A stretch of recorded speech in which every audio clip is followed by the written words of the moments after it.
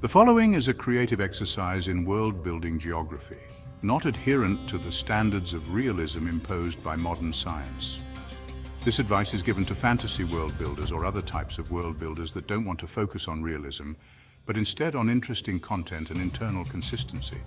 The goal here is to evoke beauty, truth, and good within our worlds, not to conform to the standards of our world. For this reason, I'm coining a new term, world-building nerd. Before watching this video, a reminder to comment and share, for only discussion promoting blasphemy against the Lord will be taken down. Also, don't forget Micah.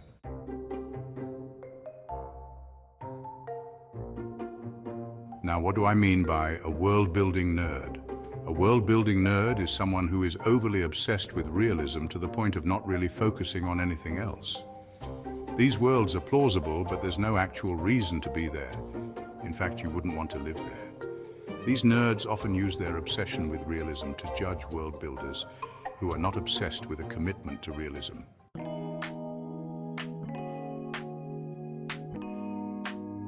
Now, this isn't me saying that realism is a bad thing or shouldn't be considered, or even that you should completely stay away from it. Just like learning music theory, it is important to learn the rules like a professional, so you can break them like an artist. The violations of world-building nerds in their idolatry of realism could easily be transformed into something interesting, turning their disdain of anything that isn't realistic into something much more valuable. This essentially means turning their flat-out, "No, this can't happen," into a "Why is this happening?" Spinning the nerds' attempts to bully your world into a statement of artistic creativity. A final note before continuing is that this advice does not work for everyone. If you're making a hard sci-fi world, you should be obsessed with realism, as that fits perfectly well with your world's integrity. With that out of the way, let's get this show on the road.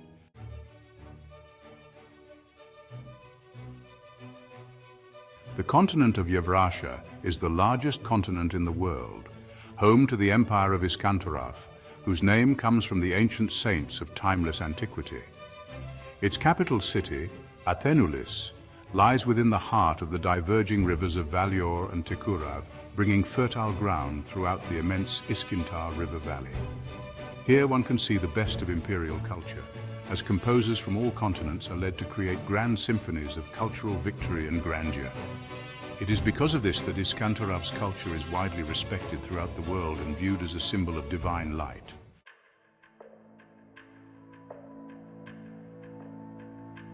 Now, one may ask why the rivers diverge.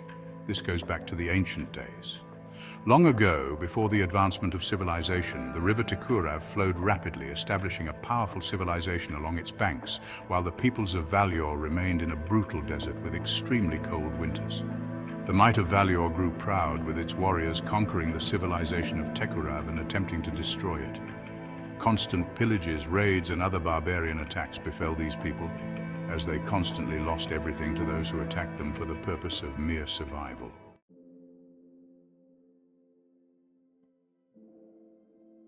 It was then when Hans Brittlebatter, a leprechaun wizard living within the forests of Glenshade, established a solution for this conflict. Using his magic and good luck, he divided the river so that it would flow both to the lands of Tekurav and Valior, promising peace between these people. In exchange, the warrior peoples of Valior swore allegiance to the king of Tekurav, establishing the might of the Iskantorav civilization, which remains today as the world's most powerful empire.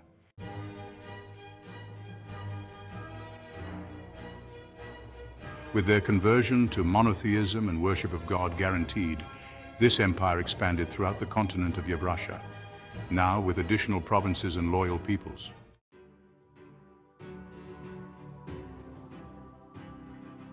Going along the river of Valior, one may witness the peoples of Selir, Thur, Isk, Voshal, Arkian, Atiisk, and Yohara, each living slightly different lives and speaking slightly different languages from each other.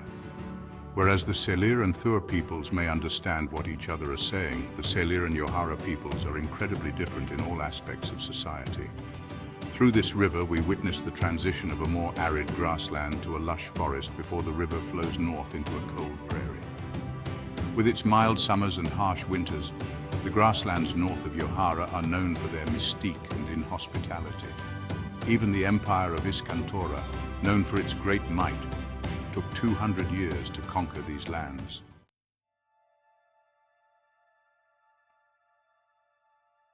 What remains the most interesting, however, is a single mountain. This mountain creates not a group of hills or ranges nearby, but is solitary and isolated in its cold nature. For this reason, it is a center of magic and mystique, as wizards, scholars, and geologists travel from imperial capitals to study how this mountain exists alone. Although there is no clear and decisive answer, there are a few indicators for how this could occur. This region exists in a rare convergence between two powerful ley lines.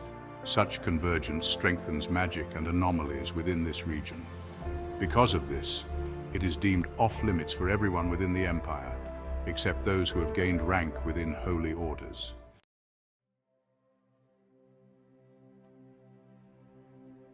This mountain is home to 3 centers of magical learning: the Luteris Academy, the White Monastery, and the Sohalier Opera House, each established to study magic in different ways. Pilgrims traveling up the mountain for esoteric and magical knowledge first study magic like a professional, learning its basic logic. Then they learn it like a monk, where they foster discipline within themselves. Finally, they learn to wield magic like the arts they are, casting true power in the form of creative mastery.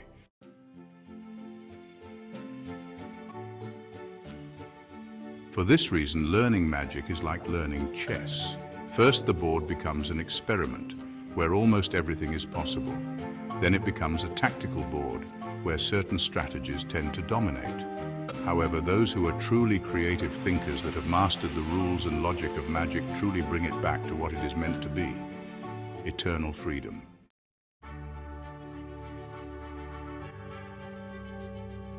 Now, let's go through the Tekurav River, witnessing the various cultures that exist there.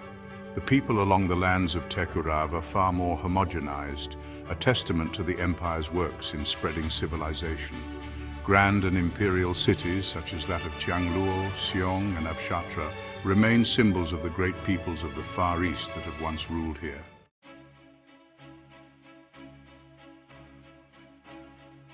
Before imperial conquest, these lands were a part of the Republic of Shangtian, a powerful and degenerate nation focused on ideological conformity and political indoctrination.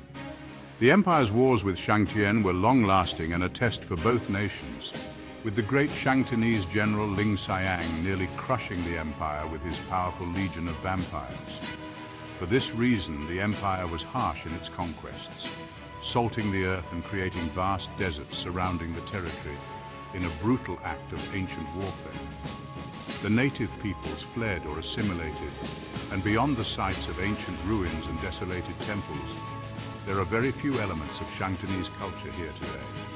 This land became a promise among imperial generals and the emperor himself to never commit the same mistake again.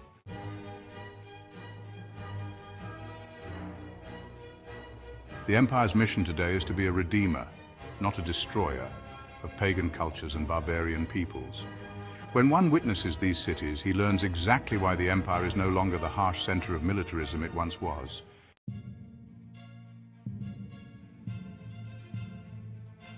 Beyond this lie the vast jungles of Kuying, an ode to the great monk and scientist who still travels these lands as a vampire today. Kuying has visited every dark court and has consorted with demonic magic throughout the world, though today he is seen as a proud theologian and philosopher whose words reverberate in the minds of people throughout the empire.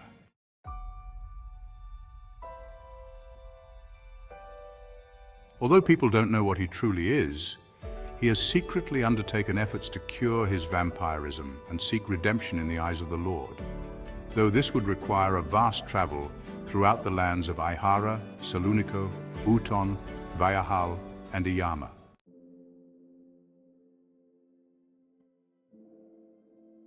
I hope that this has given you some insight in how to world-build geography in a captivating and interesting manner without being overly obsessed with realism.